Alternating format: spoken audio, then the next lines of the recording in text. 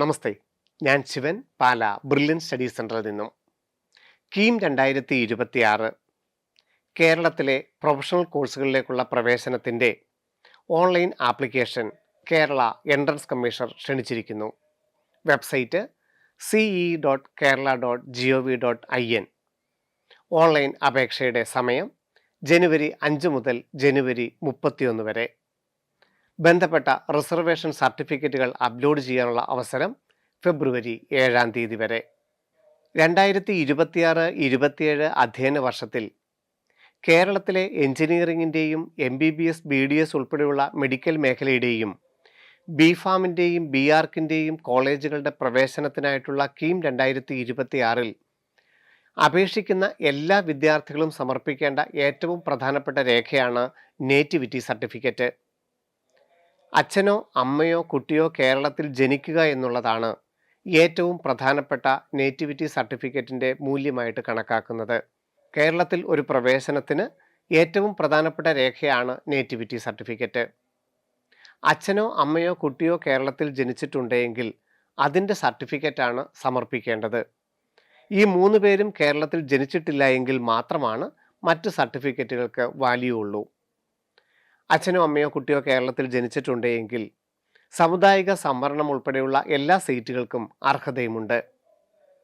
ആദ്യം കാൻഡിഡേറ്റ്, നമ്മുടെ വിദ്യാർത്ഥിയാണ് കേരളത്തിൽ ജനിച്ചതെങ്കിൽ നേറ്റിവിറ്റിക്ക് വേണ്ടി ഏതൊക്കെ സർട്ടിഫിക്കറ്റുകൾ അപ്ലോഡ് ചെയ്യാം എന്നുള്ളത് പരിശോധിക്കാം.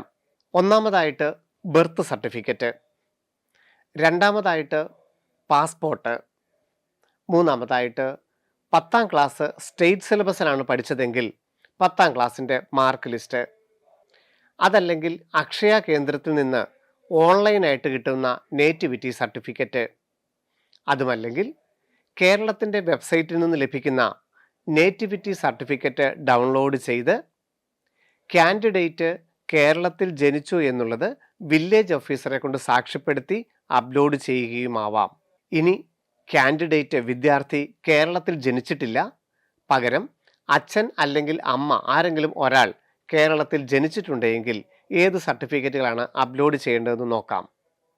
അച്ഛൻ്റെയോ അമ്മയുടെയോ 10ാം ക്ലാസ്സിൻ്റെ മാർക്ക് ലിസ്റ്റോ അല്ലെങ്കിൽ പാസ്പോർട്ടിലോ കേരളത്തിലെ ജന്മസ്ഥലം രേഖപ്പെടുത്തിയിട്ടുണ്ട്. അവയിൽ ഒന്നും കൊറോബറേറ്റീവായിട്ട് ബന്ധം കാണിക്കുന്നതിന് കുട്ടിയുടെ 10ാം ക്ലാസ്സോ കുട്ടിയുടെ പാസ്പോർട്ടോ ഒരുമിച്ച് ഒരു PDF ആയി അപ്ലോഡ് ചെയ്താലും നേറ്റിവിറ്റിക്ക് തുല്യമാകും. ഉദാഹരണത്തിന് അച്ഛൻ്റെ പാസ്പോർട്ടും കുട്ടിയുടെ പാസ്പോർട്ടും ഒരുമിച്ച് ഒരു PDF ആക്കുകയോ അല്ലെങ്കിൽ അമ്മയുടെ 10ാം ക്ലാസ്സിൻ്റെ മാർക്ക് ലിസ്റ്റും കുട്ടിയുടെ 10ാം ക്ലാസ്സിൻ്റെ മാർക്ക് ലിസ്റ്റോ ഇത് ഒരുമിച്ച് ഒരു PDF ആക്കിയാലും നേറ്റിവിറ്റി സർട്ടിഫിക്കറ്റിന് തുല്യമാകും. ഇനി അതല്ല എങ്കിൽ കേരളത്തിൻ്റെ കീം 2026 സൈറ്റിൽ നിന്നും ഡൗൺലോഡ് ചെയ്യുന്ന നേറ്റിവിറ്റി സർട്ടിഫിക്കറ്റിൽ അച്ഛൻ അല്ലെങ്കിൽ അമ്മ കേരളത്തിൽ ജനിച്ചു എന്ന് കാണിക്കുന്ന വില്ലേജ് ഓഫീസറുടെ സാക്ഷ്യപ്പെടുത്തിയ സർട്ടിഫിക്കറ്റും നേറ്റിവിറ്റിയായി പരിഗണിക്കും. ഈ 2 തരത്തിലുള്ള സർട്ടിഫിക്കറ്റുകൾക്കാണ് പൂർണ്ണമായിട്ടുള്ള സീറ്റുകൾക്കുള്ള സാധ്യതയുള്ളത്.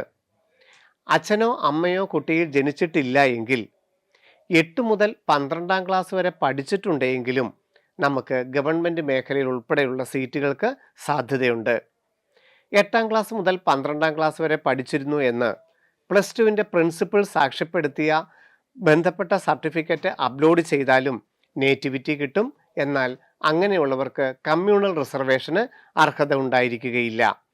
8 മുതൽ 12ാം ക്ലാസ് വരെ കേരളത്തിൽ പഠിച്ചു എന്നുള്ള സർട്ടിഫിക്കറ്റിൻ്റെ ഫോർമാറ്റ് കീം 2026 വെബ്സൈറ്റിൽ ലഭ്യമാണ്. കുട്ടിയുടെ 1ാം ക്ലാസ് മുതൽ 12ാം ക്ലാസ് വരെയുള്ള പഠന കാലയളവിൽ 5 വർഷമെങ്കിലും കേരളത്തിൽ സ്ഥിരതാമസമാക്കിയിട്ടുള്ളവർക്കും കേരളത്തിലെ ഗവൺമെൻറ് സീറ്റുകൾക്കും സ്വകാര്യ മേഖലയിലെ സീറ്റുകൾക്കും സാധ്യതയുണ്ട്. അങ്ങനെയുള്ളവർ 1 മുതൽ 12ാം ക്ലാസ് വരെയുള്ള കുട്ടിയുടെ പഠന കാലയളവിൽ 5 വർഷമെങ്കിലും തുടർച്ചയായി ഇവിടെ താമസിച്ചു എന്നുള്ള ബന്ധപ്പെട്ട വില്ലേജ് അധികാരികളുടെ സാക്ഷ്യപ്പെടുത്തലും 11ാം ക്ലാസ്സിലും 12ാം ക്ലാസ്സിലും എവിടെയാണ് പഠിച്ചിരുന്നു എന്നുള്ള സർട്ടിഫിക്കറ്റും അപ്ലോഡ് ചെയ്താലും നേറ്റിവിറ്റിക്ക് തുല്യമാകും.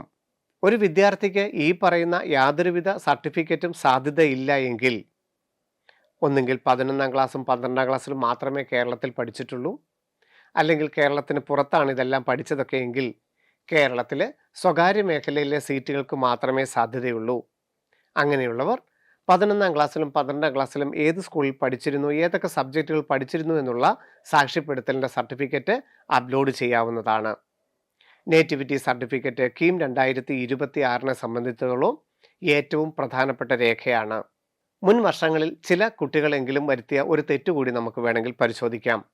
കുട്ടി കേരളത്തിലല്ല ജനിച്ചതെങ്കിൽ ബന്ധപ്പെട്ട അക്ഷയ കേന്ദ്രത്തിൽ നിന്നും ഓൺലൈനായിട്ട് ലഭിക്കുന്ന നേറ്റിവിറ്റി സർട്ടിഫിക്കറ്റിന് സാധുത ഉണ്ടായിരിക്കുകയില്ല.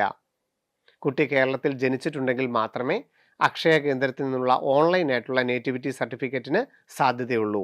10ാം class state syllabus Kerala syllabus പഠിച്ച ഒരു വിദ്യാർത്ഥിയെ സംബന്ധിച്ചിടത്തോളം നേറ്റിവിറ്റിക്കും നാഷണാലിറ്റിക്കും ഡേറ്റ് ഓഫ് ബർത്തിൻ്റെ പ്രൂഫിനും 10ാം ക്ലാസ്സിൻ്റെ മാർക്ക് ലിസ്റ്റിനും വേണ്ടി 4 രേഖകൾക്കായിട്ട് ആ ഒരു മാർക്ക് ലിസ്റ്റ് തന്നെ ഉപയോഗിക്കാവുന്നതുമാണ്.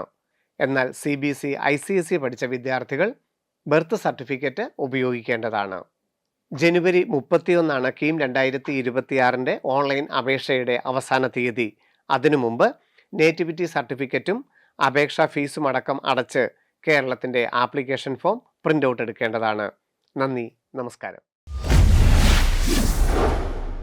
Brilliant Study Center, India's #1 coaching center for NEET and JEE.